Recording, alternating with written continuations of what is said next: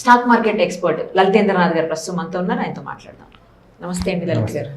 Stock మార్కెట్లో indicators అని ఒక పదాన్ని ఎక్కువగా వాడుతూ ఉంటారు, చాలామంది వింటూ ఉంటాం. అది దాని గురించి ఏం తెలియదు కానీ బట్ ఇండికేటర్స్ పెరిగాయి, ఇండికేటర్స్ డౌన్ అయ్యాయి, ఇండికేటర్స్ బట్టి ఫాలో కావాలి, ఇండికేటర్స్ని తీసుకోవాలి, ఇలా చెప్తూ ఉంటారు.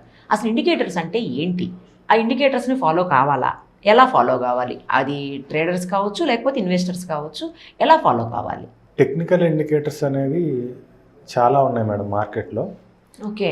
ఓవరాల్గా డిరైవ్డ్ వచ్చేసి ఒక 10,000 దాకా ఉన్నాయి.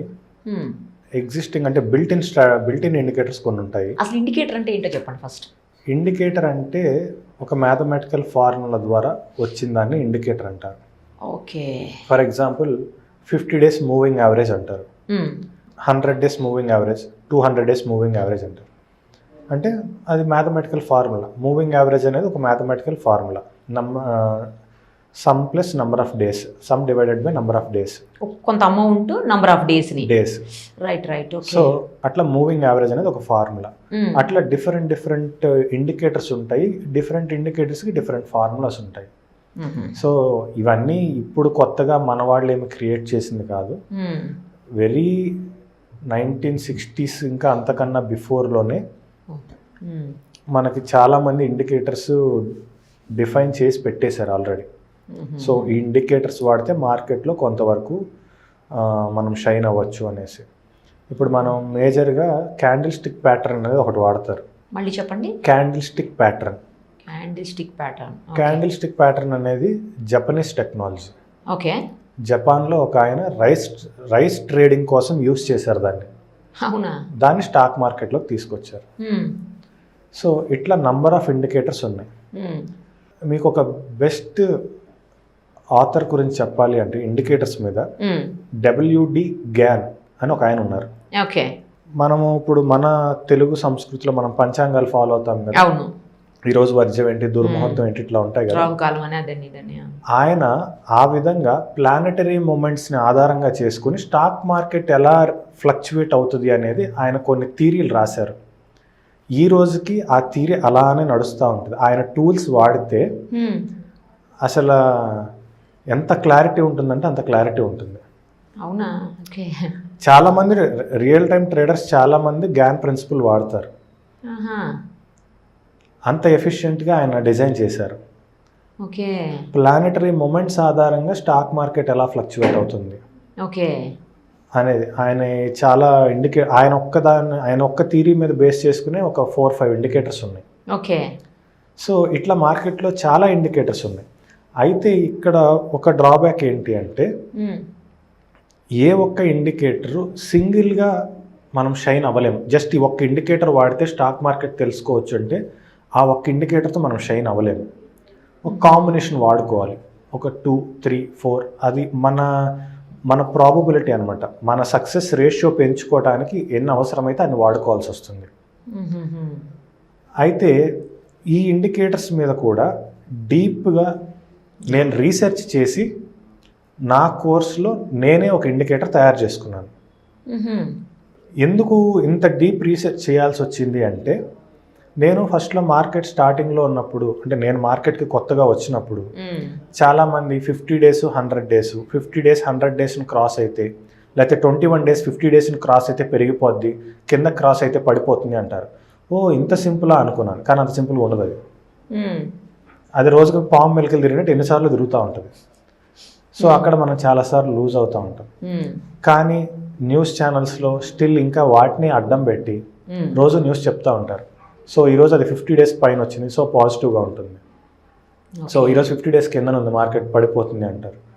కానీ మరి అంత ఈజీగా ఆ గ్రాఫ్స్ కూడా మనకు చూపిస్తారు. న్యూస్ చదివేటప్పుడు ఆ గ్రాఫ్ కూడా చూపిస్తారు. సో ఈ మూవింగ్ యావరేజ్ని క్రాస్ అయింది, సో పెరుగుతుంది అంటారు. కానీ ఆ రోజున పడిపోతే మాత్రం నెక్స్ట్ డే న్యూస్, సో అనుకోని కారణాల వల్ల అమెరికాలో యుద్ధం జరిగింది, లేదంటే అక్కడెక్కడో నక్సలైట్లు దాడి చేశారు, మన పొలిటీషియన్స్ మీద దాడి చేశారు, ఇలాంటి ఏవో ఒక న్యూస్ అడ్డం పెట్టేసి అందువల్ల మార్కెట్ పడింది అని ఇంకో న్యూస్ వస్తుంది. సో ఇక్కడ ఇంకోటి కూడా ఏంటి అంటే ఇండికేటర్స్ వాడుకోవటం చేతగాక చాలామంది ఇండికేటర్స్ పనిచేయవు అంటారు. ఇండికేటర్ను మనం వాడుకోవడం తెలియాలి. ఏంటి దాంట్లో తెలుసుకోవాల్సింది ఎలా తెలుసుకోవాలి అంటే, ఇప్పుడు ఒక ఇండికేటర్కి ఒక ఫార్ములా ఉంటుందండి. ఆ ఫార్ములా ఎవరు రాశారు? సమ్ ఎక్స్పర్సన్ రాశారు. ఆ ఎక్స్పర్సన్ ఆయన పర్సెప్షన్లో స్టాక్ మార్కెట్ ఎలా ఉండొచ్చు ఈ ఇండికేటర్ని ఆధారంగానే ఉద్దేశంతో ఒక ఇండికేటర్ డిజైన్ చేస్తారు. మనం ఏం చేస్తాము, జస్ట్ దాని పైన ఉంటే కొందాము, దాని కింద ఉంటే అమ్మేద్దాము, ఇలా ఆలోచిస్తాం. ఓకే, అసలు ఆయన ఏ పర్సెప్షన్లో ఆ ఇండికేటర్ డిజైన్ చేశారు, అది మన పర్సెప్షన్లో వర్కౌట్ అవుతుందా లేదా? అన్ని ఇండికేటర్స్ అందరికీ వర్కౌట్ అవ్వవు. మన మైండ్ సెట్ ఏంటో మనకి దానికి తగ్గట్టు ఇండికేటర్ ఉండాలి. అంతేగాని ఇండికేటర్స్ ఉన్నాయి కదా అని చెప్పేసి రోజుకు ఒక ఇండికేటర్ ట్రై చేస్తూ కూర్చుంటా కానీ కూడా అవ్వదు. అక్కడ కూడా ఏంటంటే మనం ఏంటి ₹1,00,000 వచ్చాము, ఈరోజు మనకు ఎంత నెసెసిటీ, ఒక 2,000 లాభం తీసుకోవాలా, 3,000 లాభం తీసుకోవాలా, 5,000 లాభం తీసుకోవాలా, దానికి తగ్గట్టుగా మన ఇండికేటర్ మన స్ట్రాటజీ ఉండాలి. Strategy is nothing but combination of indicators. Okay, strategy simply nothing but combination of indicators. So నా టార్గెట్ ఈరోజు 10,000 అనుకోండి, నా స్ట్రాటజీకి తగ్గట్టు ఇండికేటర్స్ ఉండాలి. ఈరోజు నేను 10,000 టార్గెట్ పెట్టుకొని జస్ట్ నేను ఈ మూవింగ్ యావరేజ్ అటు క్రాస్ అయితే 10,000 వస్తాయి, ఇటు క్రాస్ అయితే 10,000 వస్తాయి అంటే రావు. అంత సింపుల్ కాదు అది. ఓకే, సో ఇండికేటర్స్ పట్ల పూర్తిగా అవగాహన ఉండాలి. ఆ ఇండికేటర్ ఎవరు డిజైన్ చేశారో ఆథర్ గురించి కూడా చదవాలి. ఆయన ఆ ఇండికేటర్ని ఎలా ట్రేడింగ్ చేశారు అనేది కూడా ఉంటాయి, బుక్స్ ఉంటాయి. మీరు ప్రతి ఒక్కటి గూగుల్ చేసుకోవచ్చు. ఇప్పుడు నేను ఇందాక చెప్పిన WD గ్యాన్ అనే వ్యక్తి ఒక బుక్ ఉంది ఆయనది. ఆయన వాడిన టూల్స్ ఏ విధంగా వాడారు, మార్కెట్ ఎలా ఫ్లక్చువేట్ అయినప్పుడు టూల్ని ఎలా మళ్ళీ రీడ్రా చేసుకున్నారు, ఇవన్నీ నీట్గా ఉంటాయి, బుక్స్లో ఉంటాయి. అవన్నీ చదవాలి. ఇంత చదివితే కానీ ఒక స్ట్రాటజీ రాదండి. అలా కాకుండా యూట్యూబ్లో ఇది వాడితే 10,000 వస్తాయి, ఇది వాడితే 20,000 వస్తాయి అంటే, నేను అలా 10,000 20,000 ఎన్నో మైనస్లో చూసున్నాను. అలాంటివన్నీ వాడి మైనస్లో చూసున్నాను. కాబట్టి అందుకే నేను సెల్ఫ్గా ఒక స్ట్రాటజీ డిజైన్ చేసుకున్నాను.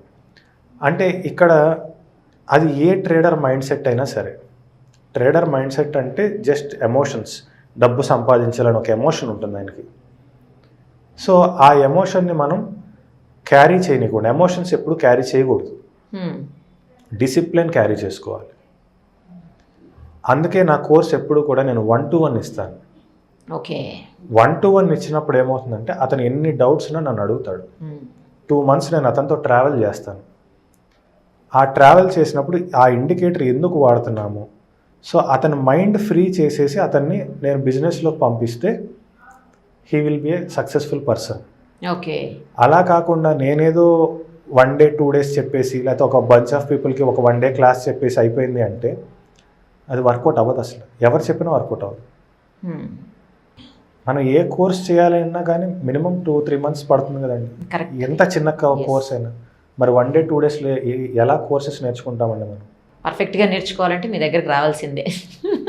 పర్ఫెక్ట్గా నేర్పించే వాళ్ళు చాలామంది ఉన్నారండి. ఓకే, సో మనం అడగాలి ఫస్ట్ ఆఫ్ ఆల్, మీరు ఏం నేర్పిస్తారు, ఎన్ని రోజులు టైం పడుతుంది, 1 day క్లాసా 2 day క్లాసా, ఇవన్నీ మనం ఫుల్ ఫ్లెడ్జ్డ్గా అడిగి. ఒక ప్రోడక్ట్ కొనాలంటే ఎన్నిసార్లు ఆలోచిస్తారు? ఒక ఫోన్ కొనాలి, ఒక ఫోన్కి ఎంత ఎంక్వైరీ చేస్తారు? కరెక్ట్.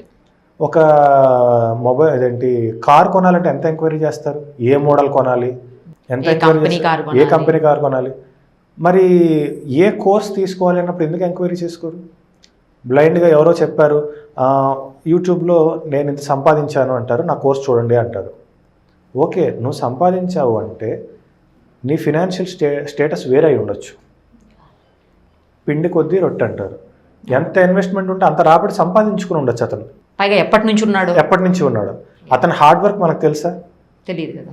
మరి జస్ట్ నా దగ్గర కోర్స్ నేర్చుకోండి అంటారు, కోర్స్ 2 daysలో కోర్స్ అయిపోతుంది. ఆ 2 daysలో అసలు ఏం నేర్చుకుంటారు, వీళ్ళు ఎంత ప్రాక్టీస్ చేసి ఉంటారు? సో ఖచ్చితంగా స్ట్రాటజీ అనేది 2 months నేను నేర్పించిన తర్వాత కూడా వాళ్ళు ప్రాక్టీస్ చేసుకుంటారు. స్లోగా ప్రాక్టీస్ చేసుకుంటూ డీసెంట్ ఇన్కమ్ సంపాదించుకుంటూ వెళ్ళాలి. రైట్ అండి, thank you so much. Thank you very much.